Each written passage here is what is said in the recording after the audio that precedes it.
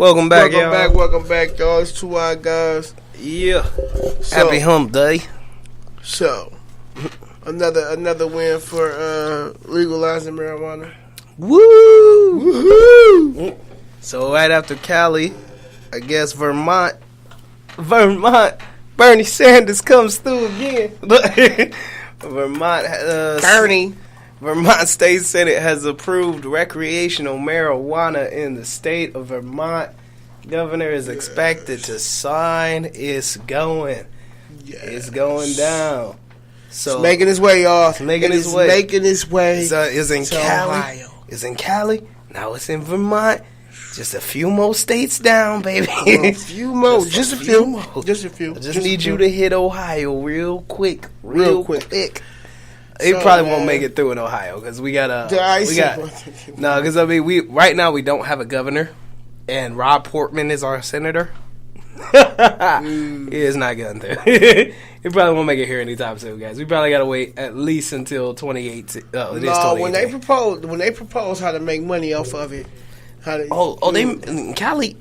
and Colorado are making bank. Like it's when they figure out how to listen, man. And there's money talk BS walk. Right. There's a bunch of places, man. That's the language in politics, man. And they making bread, and still some people don't want to bring it. I'm like, bro, do you understand? Like, Colorado has boosted their economy by $7 billion, all from recreational marijuana, and you don't want to. Are you out of your mind? Like, you can tax that, bro. Let me be in politics, man. I'd be like, where do I sign? I'll sign twice. Nobody ain't said nothing when Reagan put the dope back on the street when they made that bus, did they? Nope. Nobody said nothing about that. And there was money in that too. Man, when prohibition was going down, when liquor was illegal, they found out how to make money off of that. So what you do? Well, see, like, here's the issue is that they started this bogus thing called the war on drugs, and what it did was it backfired over the years. It backfired tremendously, but not for them, because see, what they got more bread out of it. Police make more arrests.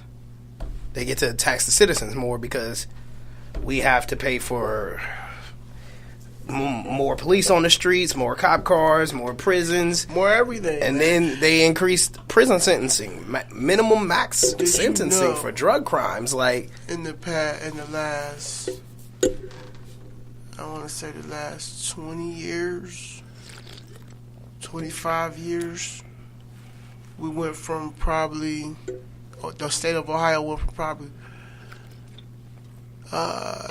no more than, I'm going to say around 15 to 20 prison around the state to like 64. Yeah.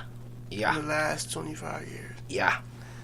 And you know why? That's huge. That's a lot. That's a lot of money. And people don't understand. That's a lot of money. That's a lot of money. But it's a lot of money to a few people. Right. Like, you got 64 prisons in here. You've increased the taxes on the middle class that live in that state. Right.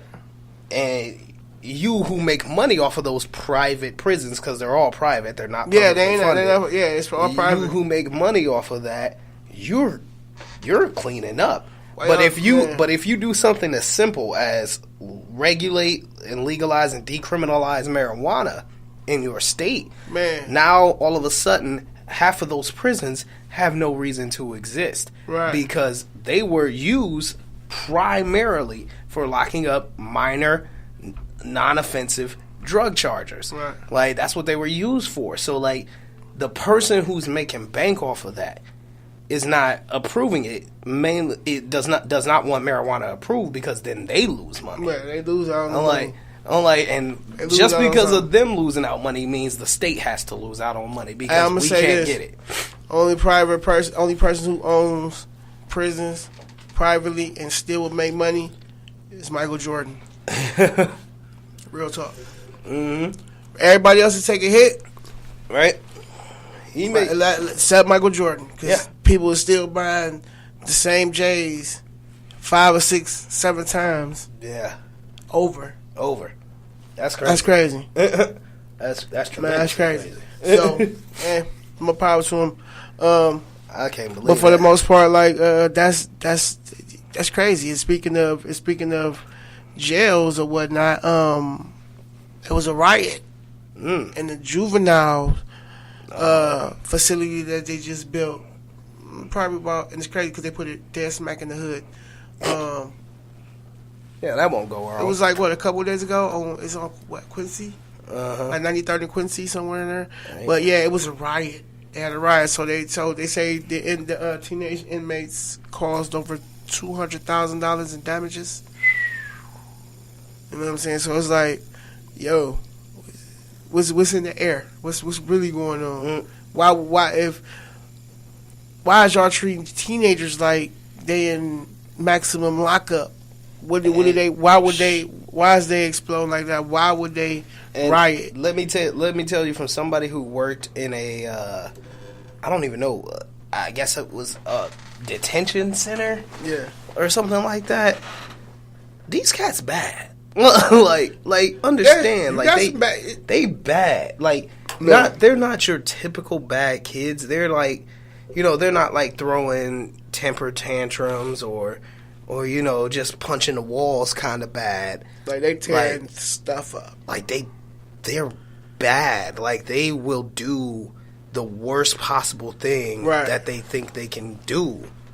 I mean, because like to them, their situation is already like some of them have lost hope, and then there are others who are just like, no guidance. We need a little guidance out there. Yeah, but man, it's crazy. Like, now, a lot of the kids that I took care of were,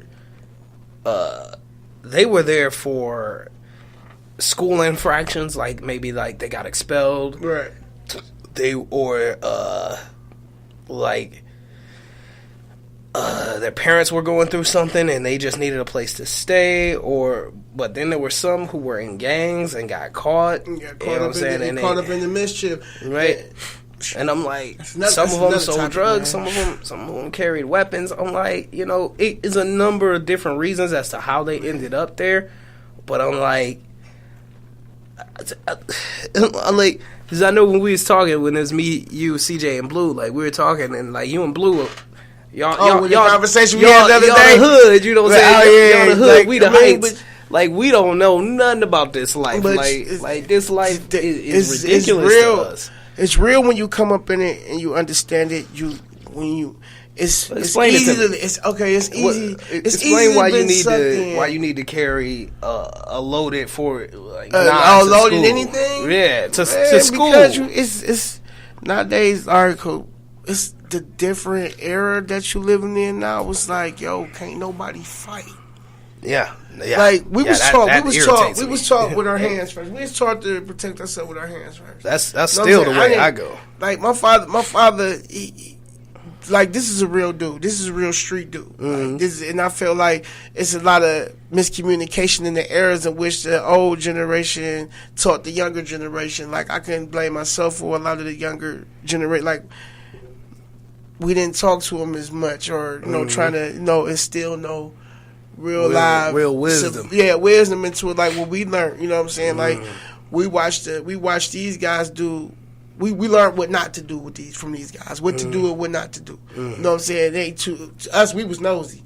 It wasn't too much of you gotta really tell us this and that and the third. We paid attention, so we was nosy about it. So it's like we kept what we knew. It's like we kept it to ourselves and didn't, unless we had kids, right? Our own individual sons. Like, we wasn't telling the neighborhood guy. We was still trying to make them bad kids. Like, we were still trying to make bad kids out of them. And, not necessarily have them out here doing stupid little crimes, but, just trying to toughen them up in our way. So it was like we didn't pass down a lot of the stuff that we did learn. Right. You know what I'm saying? Just by sitting back and shutting up and just looking. So now you got the generation that they feel like they got to have a voice. And their voice is not being heard, and it's frustrating to where it's like, okay, we're going to explode. Now we got to do. We're aggressive. Right. You know what I'm saying? We're to the point we're aggressive. But see, like that stuff was happening even when I was going to school. Like, I'm seeing cats, and I'm like, bruh, like like, and maybe this is probably negative because I can't. Like I said, I come from some upper class, type of society, and I'm like, but for me, like, it was always like here was my feeling. My feeling was I don't fight you unless you do something to me. Like, I don't come to school to start fights. I don't go to class to pick on a kid or something like that. And that was, and I'm like, it was a lot of it was a lot of kids' demeanor. Like when I was coming, it was like, yo, the kids that was the troublemakers that really wasn't coming to school to learn, but was coming to school to do something to somebody. Like, that was real. That's crazy. That was real. It was like it's more so the hood thing. You know what I'm saying? It's like, it was more so the hood thing. Was it something going on at home that was no? Just it wasn't necessarily. Up, it wasn't necessarily at home. That you felt you had to bring it to school. It wasn't necessarily. It wasn't necessarily at home, man. It was really your influences out in the street. Oh. You can listen, man. I had a lot of influences out in the street, but I had a solid moms. Mm-hmm. You know what I'm saying? She was solid. Like, yo, look, this. You can do that, but you can do that, but this is gonna be your consequence. Right. This is how you gonna suffer. Right. You know what I'm saying? My father was a solid dude.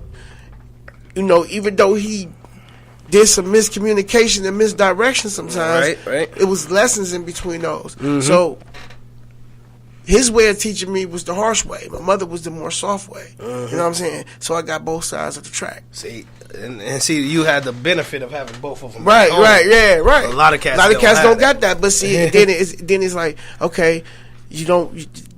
If it's a grandfather or uncle or a big brother or even just an older cat in the hood that your moms could be friends with, anybody can show them anything. See, you know what I'm saying? Anybody can give any type of guidance. That used to be like, it takes a village. Yeah, that was the mentality. It takes a village. And it's not that no more. Yeah, we dropped that. We completely got rid of that. We passed that. We'll be right back, y'all. We got more to talk about. We got to mention a couple of really funny stories coming up in a second. We'll be right back, y'all. Adopt US Kids presents Multiple Choice Parenting.